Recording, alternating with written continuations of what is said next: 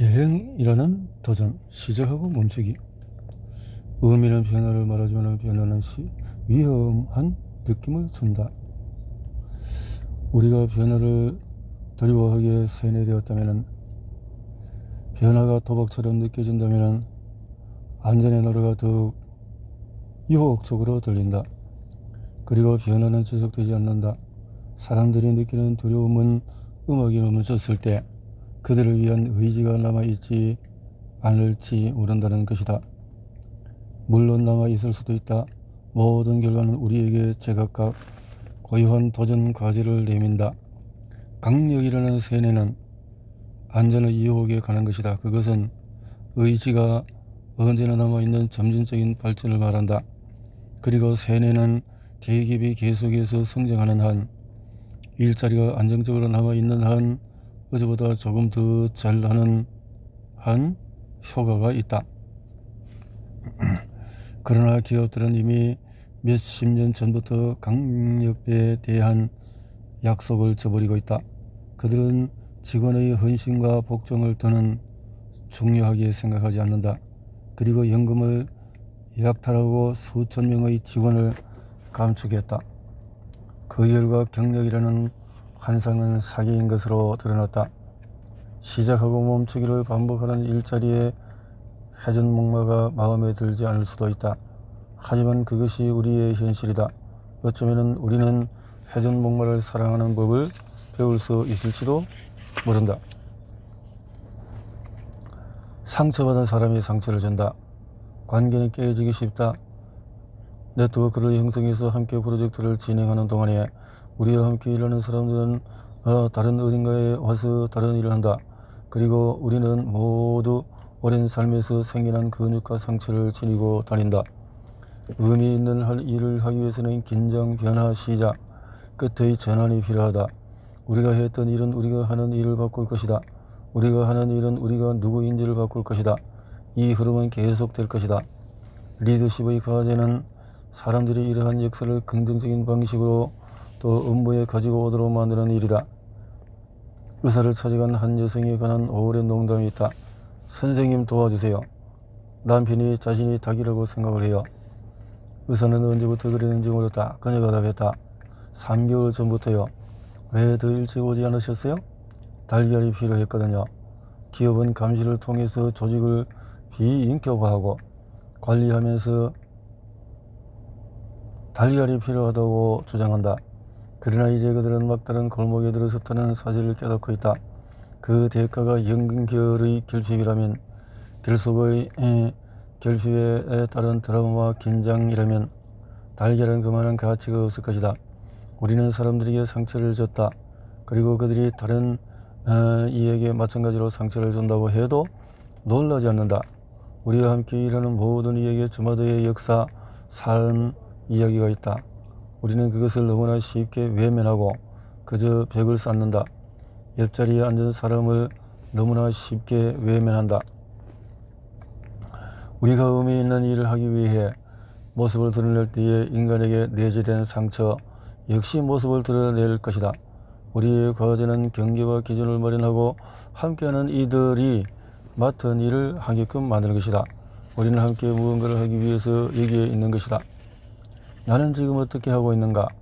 100m 허들 결승전에 참가한 선수는 자신의 기록을 정확하게 안다. 디지털 스톱워치는 절대 거짓말하지 않기 때문이다. 그러나 우리가 변화를 추구하거나 미래를 개척할 때는 객관적으로 측정할 만한 기준이 없다. 그러다 보니 자연스럽게 대처물을 찾는다. 나는 지금 어떻게 하고 있는가? 라는 질문에 우리가 바라는 유일한 답은 잘하고 있다는 것이다. 하지만 그 대답은 더 발전하고자 하는 이야기는 별 도움이 되지 않는다. 필요한 것은 가짜 대처물이 아니다. 개인적인 공격도 아니다. 자신을 괴롭히는 문제에 대한 치료제도, 감정을 흘려보낼 통로도 아니다. 다만 앞으로 나아가도록 도움을 주는 피드백이 필요할 뿐이다. 얇게 조각내기. 노사 갈등은 최초의 경영자가 최초의 근로자를 고용한 일로 계속되고 있다. 사장은 더 적은 돈으로 더 큰 노력과 시간을 원한다.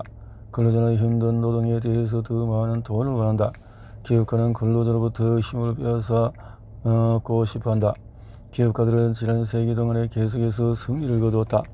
노동자원 힘을 잃었고 개인은 톱니처럼 취급받았으며 감시는 범위를 넓혀왔다. 브래드릭 테일러의 그의 생산 라인 이후에 가장 효과적인 전략은 바로 업무를 최대한 얇게 조각내는 것이었다. 근로자로부터 힘을 빼앗는 방법은 전체 업무를 20개의 세부 업무로 나누고 각각의 세분화된 업무를 중립적이고 값싸고 비인격적인 기능으로 분선하는 것이다. 그것이 제공기의 단추 구멍 만들기 버튼이든 멀리 떨어진 지역에서 전화 응대하는 아웃소싱 콜센터 직원이든 상관이 없다. 이런 분업화 방식은 그 효과가 닿을 때까지 계속해서 이어진다. 그렇다. 한 사람이 자동차 부품을 생산하는 40단계의 공정을 총괄하는 방식보다 40명의 생산 라인 직원이 한 가지 과제를 반복적으로 수행하는 방식이 더 효율적이다. 하지만 업무를 얇게 조각내면은 직업 만족도와 통찰력, 혁신, 소비자 만족도는 떨어지기 마련이다. 한 명의 의사가 환자의 건강을 전담할 때 환자는 더 빨리 회복된다. 한 명의 영업사원이 큰 그림을 이해할 때 소비자는 더 만족한다. 그리고 한 명의 담당자가 관계를 조율할 때 기부자는 더 행복해한다. 오늘날 우리는 얇게 조각난 수많은 업무를 처리할 수 있는 다목적 인공지능을 개발했다. 그러나 그 조각을 더 두껍고 더 온전하고 더 특별하게 만들 때 가치는 인간에게 남아있다. 헬스장은 몇 시에 문을 엽니까? 새벽 5시다. 내가 있는 곳이 어느 도시인지 잘 모르겠다. 그래도 나는 일어났고 강연을 하기 전에 운동을 하고 싶었다. 그래서 호텔 전화가 영변을 누르고 전화기 프런트 데스크 직원에게 몇 시에 호텔 헬스장이 문을 여는지 물었다. 그런데 내 전화를 받은 사람은 프런트 데스크 직원이 아니었다. 심지어 그는 나와 같은 도시에 있지도 않았다. 대신에 그의 화면에 매뉴얼이 떴고 그는 그것을 내게 그대로 읽어주었다. 분명하게도 이 시스템은 메리어트와 같은 호텔 체인이 비용을 절약하는 하나의 방법이다. 그러나 분명히 만족스러운 일자리는 아닐 것이다. 게다가 내 전화를 받았던 직원은 컴퓨터 전화 소프트웨어가 자신의 일자리를 언제든지 빼앗을 수 있다는 사실을 알고 있을 것이다.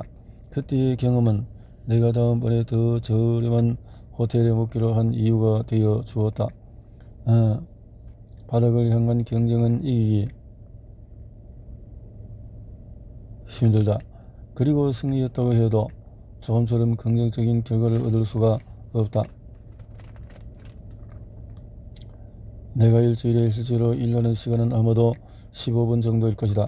내가 일하는 유일한 이유는 괴롭힘을 당하지 않기 위해서다. 일자리를 잃을지 모른다는 두려움 때문이다. 그러나 자네도 알다시피 그것은 해고되지 않을 정도로 일하도록 만들 뿐이다. 가치 있는 일은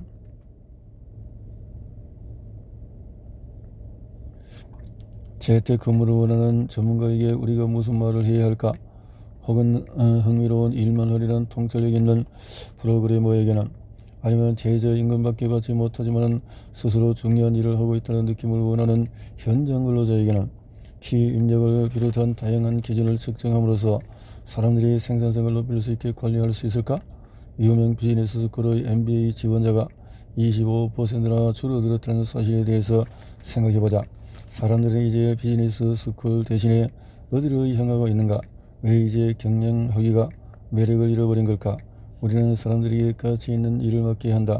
그리고 의미를 창조하는 법을 발견해야 한다. 우리가 추구하는 변화는 뭔가? 당신이 사라졌을 때 누가 당신을 그리워할 것인가? 당신이 하는 특별한 일은 뭔가? 당신의 고유한 기술과 열정은 일을 더 효과적으로 하는 데 어떤 도움이 되는가? 이 일은 중요한가? 영향을 미치는 의사결정을 내리고 있는가? 의미는 높은 신뢰와 또 높은 보상이 만나는 지점이다. 의미 있는 일은 영향과 변화로 이어진다. 대개 그러하듯이 여기에도 최적점이 존재한다. 신뢰나 보상이 너무 낮다면 그것은 사소한 일에 불과하다.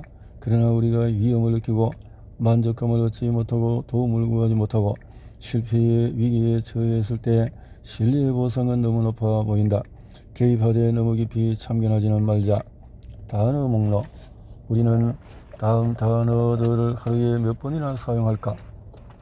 이 단어들은 우리가 일을 우선시하고 새로운 일을 선택하고 새로운 직원과 소통하도록 하는데 얼마나 도움을 줄까? 산업 자본가들의 거짓 약속으로 우리는 편리성과 생산성, 이익 전수에 관심을 기울인다.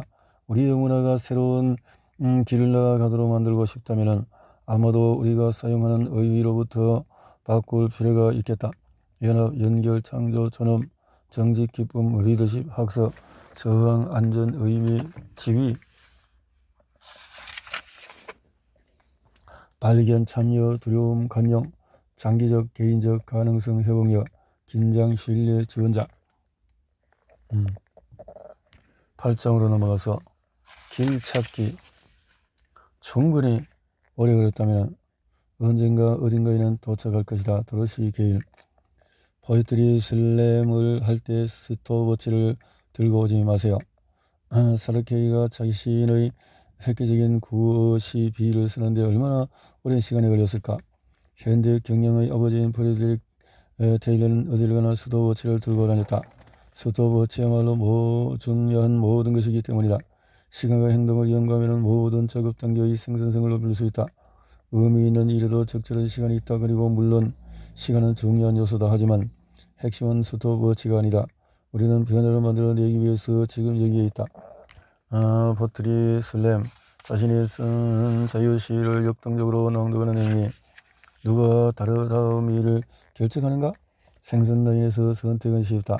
근로자는 무조건 다음 가지를 처리해야 한다. 콜센터도 마찬가지다. 전화는 아주 중요하며 그것을 받을 사람은 다음 순번의 상담사다. 그런데 레스토랑에서는 무슨 일이 벌어지고 있는가? 요리를 주방에서 테이블로 가져가는 것이 레스토랑의 유일한 일인가? 서빙하는 로봇보다도 중요한 가치를 창조하고 있는가? 직원 이 테이블로 올 때 그들은 먼저 누구에게 말을 거는가? 어떤 긴장이 생기거나 완화되는가? 기존의 기억이 창조되는가? 작은 레스토랑 경험과 훌륭한 레스토랑 경험의 차이는 여려별로 관련이 없다. 훌륭한 서비스는 문제를 발견하고 그것을 관계와 기쁨, 기억을 창조하는 기회로 전환한다. 우리가 의사결정을 내린다면 의사결정이 업무보다도 훨씬 더 중요하다고 생각해보자. 오늘 내가 당신의 안건을 보여주며 나는 당신이 가치 있다고 여기는 것을 보여주겠다.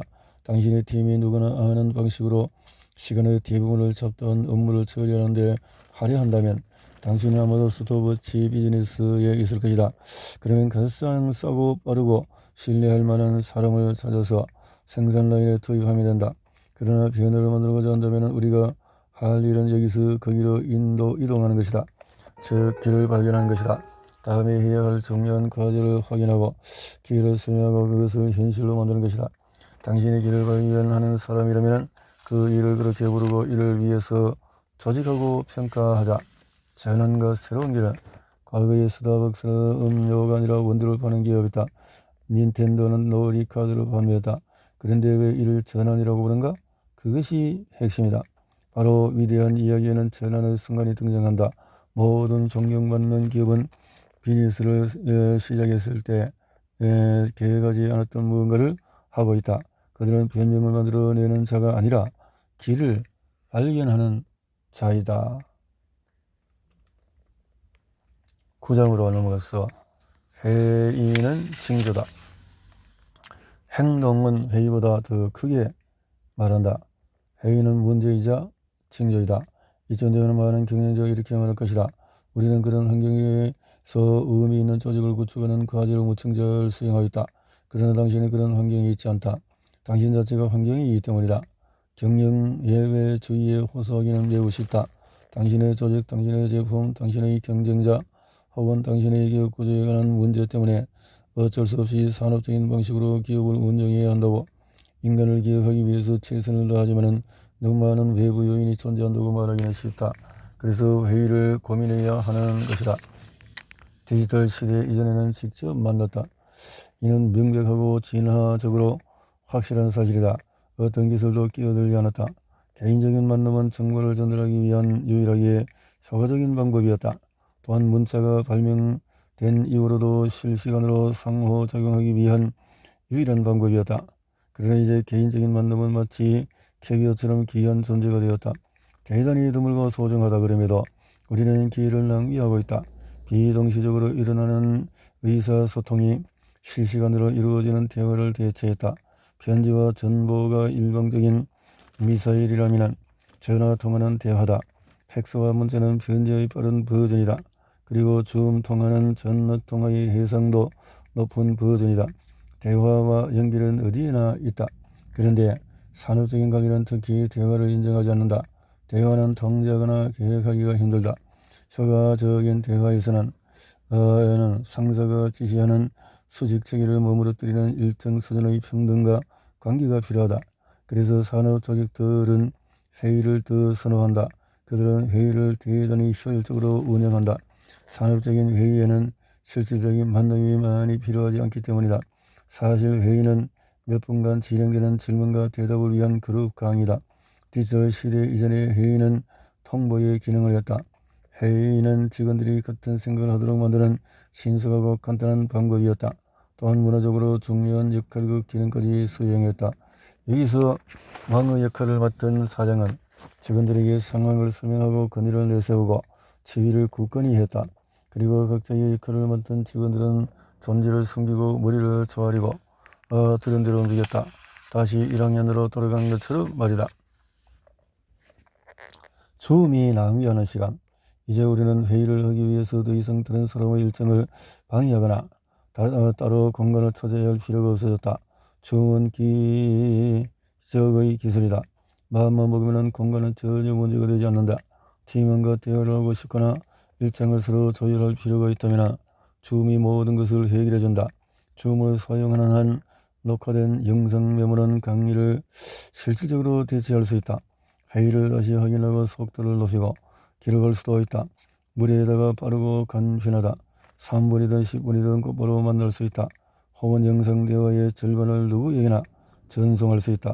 그런데 전통적인 산업적인 경영 조직은 공통의 목표를 위해서 시간과 공간을 투자하는 대신에 두 가지 세상에서 단점만 골라서 담았다. 직원들에게 물어보라. 줌 회의는 종종 최악의 회의일 뿐이다. 사람들이 참석하고 누군가는 강의하고 또 몇몇은 질문을 한다. 정확하게 30분이나 60분 후에 그들은 향의를 구한다. 대부분 설문조사에 따르면 직원들은 좀 회의를 재택근무 중에서 최악의 요소로 꼽았다. 더구나 그들은 사무실에서 일할 때보다도 집에서 일할 때 회의를 더 싫어했다. 그 이유는 명백하다. 누구도 강의를 듣고 싶어 하지 않기 때문이다. 게다가 실시간으로 진행되는 강의가 대화인 척 가정할 때 더욱 싫어진다. 회의의 사회적인 역동성은 조직이 어떻게 돌아가는지와 관련해서 엄청나게 많은 이야기를 들려준다. 울버드 민주주의. 벌집 속의 10만 마리의 벌은 단 몇 주 동안만 함께 일한다. 이후에 벌들은 72시간에 살아갈 새 오금자리를 선택해야 한다. 벌들은 어떻게 함께 뭉쳐서 그 중요한 의사결정을 내리는 걸까? 수많은 선택지와 의견 사이에서 관리와 통제도 없는 상태에서 벌들은 여왕벌을 쏘아주면 사실 여왕벌은 아무런 권한이 없다. 코넬 대학교 생물학과 교수인 토머스 실리는 벌들이 의사결정을 내리는 과정에 관해서 설명했다. 회의가 아니다 문화다. 우리는 벌들에게서 인간에게 적용할 수 있는 세 가지 교훈을 얻을 수 있다. 벌들에게는 분명한 의도와 기준이 있다. 실리의 연구는 각각의 벌들이 벌집을 지을 수 있는 장소에 아주 비슷한 반응을 보인다는 사실을 보여줬다. 한 마리 벌이 일관적인 판단을 내리기 위해 수백 곳에 달하는 장소를 모두 방문하지 않아도 된다. 업무에서 갈등과 정치가 나타나는 이유는 사람들이 각자가 추구하는 바에 대해서 명확하게 이야기 나누지 않기 때문이다. 그들은 자신의 목표가 다른 이의 목표와 충돌할까 걱정한다. 벌들은 뚜렷한 전략적인 이유로 1:1 의사소통을 활용하도록 진화했다. 한 마리 벌이 모든 다른 벌들에게 메시지를 전달하지 않는다. 그들의 메시지는 수평적인 형태로 퍼져나간다. MBA들은 파워포인트로 메시지를 제시하는 것만으로도 변화를 만들어낼 수 있다고 착각한다. 그러나 문화는 언제나 전략을 이긴다. 유연한 조직에서 문화는 변화를 이끈다. 반면에 경직된 조직에서는 문화가 변화를 가로막는다.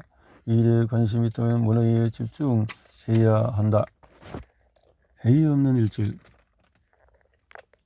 사람들이 회의 없는 일주일이라는 아이디어에 관심을 보이는 이유는 뭘까? 제피어는 분산화된 조직을 갖춘 성공적인 웹 소프트웨어 기업이다. 그들의 실험 차원에서 일주일간 모든 정기적인 회의를 중단했다. 그리고 실시간 1대1 주간 회의나 전체 회의 대신에 모든 직원에게 보고서, 데이터 업데이트, 질문 등의 방식으로 업무를 처리하기 위한 시간과 자유를 주었다. 그리고 그들은 실제로 업무를 처리했다. 일주일 동안의 제표의 팀들은 그들이 세운 목표의 80% 이상을 달성했다. 한 관리관은 이렇게 요약했다. 주간 1대1 회의 대신에 질문을 지원해서 슬랙 다이렉트 메시지로 상사에게 전했다.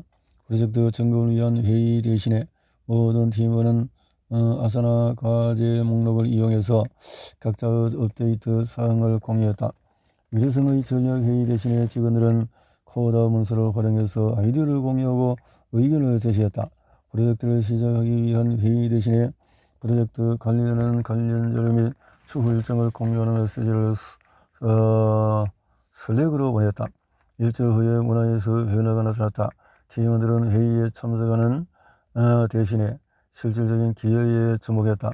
조직은 목적과 일정의 조합에 보상을 주는 것이 아니라 실질적인 업무에 집중하고 이를 처리하는 직원 개인에게 주목했다. 우리가 회의 없는 일주일 동안에 스스로 일정을 조율하고 자신의 성과에 뿌듯해하는 이들 중에서 하나라면 그러한 일주일이 계속해서 반복되기를 원할까? 신뢰와 관계의 문화에 동참하기를 원할까? 진실은 단순하다. 회의 문화는 직원을 통제하고 실질적인 관계를 쌓는 힘든 여정을 지름길로 대체하려는 것이다. 하지만 성과는 그리 좋지 않다. 필요한 성과를 만들어내는 실시간 회의를 위해 누구도 감정적인 노동을 투자하려 들지 않기 때문이다. 회의는 잘못이 없다.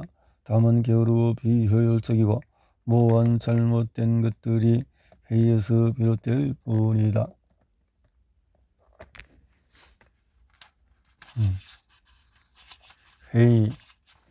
회의는 무엇을 위한 것인가? 직원들에게 달력의 일정을 표시하고 실시간 함께 모이도록 지시할 때 우리가 원하는 건 뭘까? 회의는 어쩌면 지위에 따른 역할을 강조하기 위한 수단일지 모른다. 직원들에게 상사가 상사라는 사실을 상기시키기 위한 자리일지도 모른다. 상사의 시간은 소중하기에 그가 자기 생각을 말한다면 직원들은 언제나 실시간으로 앉아서 들어야 한다. 또한 회의는 서열을 명백히 밝히기 위한 자리이기도 하다. 누가 어디에 앉는지, 누가 질문하는지, 누가 침묵을 지키는지, 누가 지배 계급, 저희엔 계급이나 문화적으로 우위를 차지한 계급인지, 그리고 회의는 기발한 아이디어와 날카로운 비판에 보상을 주고 다른 이들은 그저 어렴풋한 아이디어만 갖고 돌아가는 실시간 모임이다. 또한 회의는 미래의 책임을 면하려는 방안이기도 하다. 번듯한 프레젠테이션 자료를 남겨둠으로써 어쩌면 나중에 처하게 될 공경에 효과적으로 대처할 수 있다.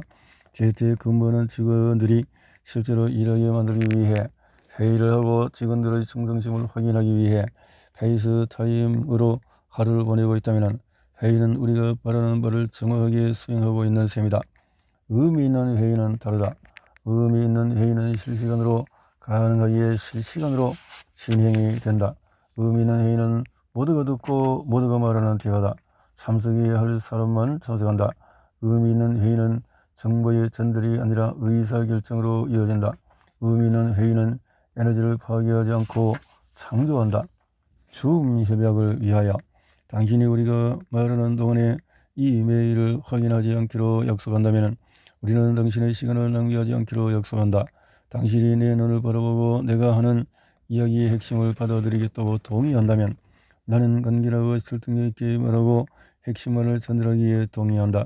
당신이 이번 회의가 시간 낭비라고 확신한다면 우리는 기꺼이 당신 없이 회의를 진행할 것이다. 당신이 나를 격려하고 관계의 열정을 보여준다면 나는 그것을 받아들이고 당신이 준 것보다 더 많은 에너지를 돌려줄 것이다. 회의의 목적은 구글 캘린더 초대에 할당된 칸을 채워 넣는 것이 아니다. 아이디어와 그에 따른 느낌을 공유하는 것이다. 그리고 대화를 통해서 무엇이 빠졌는지 확인하는 것이다. 그렇게 할 수 없다면 회의하지 말자. 멀티태스킹은 생산적이지 않고 남을 존중하지도 않으며 건강한 습관도 아니다. 우리가 상호작용하지 않는다면 회의는 그저 시간 낭비에 불과하다. 당신의 지위와 통제력을 제어하기 위한 회의는 내 하루의 1시간을 빼앗아갈 만한 가치가 없다. 오늘 회의의 과제. 팬데믹이 시작되기 오래전에 내 동료이자 친구인 피터 벨리는 자신의 베스트셀러 모든 미팅을 발표했다. 그 최근 회의를 강의에서 생산적인 대화로 전환하는 방법에 대한 간략한 지침서다. 최근 꽤 많이 팔렸지만은 알이 말한 핵심 기법을 실제로 받아들인 사람은 거의 없었다. 사실 사람들은 현상 유지에서 좀처럼 벗어나려 하지 않는다. 생산적인 대화를 이끌어가기 위해서 생산하는 직원들이 자발적으로 참여하고 기여하게끔 안정과 성장 그리고 의미의 환경을 강력하게 구축해야 한다. 이 말은 단계적인 상태에서 벗어난다는 뜻이다. 그리고 직원들은 참여를 위해서 기꺼이 뛰어들어야 한다. 그들이 쉬운 일은 뒤로 밀어둘 만큼 충분한 안전함을 느껴야 한다. 그리고 권한이 없어도 목소리를 높이고 책임을 떠안을 정도로 과정을 신뢰해야 한다. 의미 있는 조직은 변화 가능성 책임을 제시한다. 그리고 전통적인 산업적인 관리의 지배 없이도 참여하는 환경을 창조한다. 그러나 회의 문화는 의미 있는 조직을 흠으로 들일 뿐이다.